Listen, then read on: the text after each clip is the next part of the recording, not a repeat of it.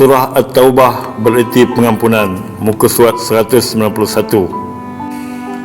Di ayat 29. Bismillahirrahmanirrahim.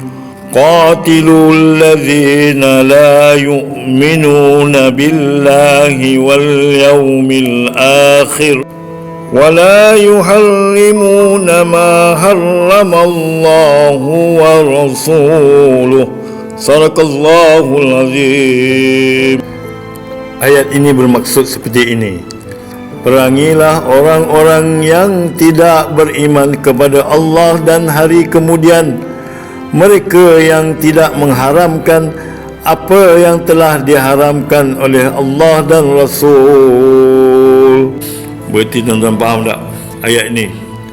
Kita wajib perangi orang yang tidak beriman, selain itu tidak mengharamkan apa yang telah diharamkan oleh Allah dan Rasul.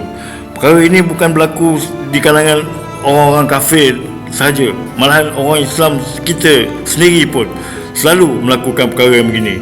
Mereka kononnya menunjukkan mereka ni begitu taat pada Allah SWT, namun dalam masa yang sama mereka menghalalkan perkara-perkara yang diharamkan oleh Allah SWT.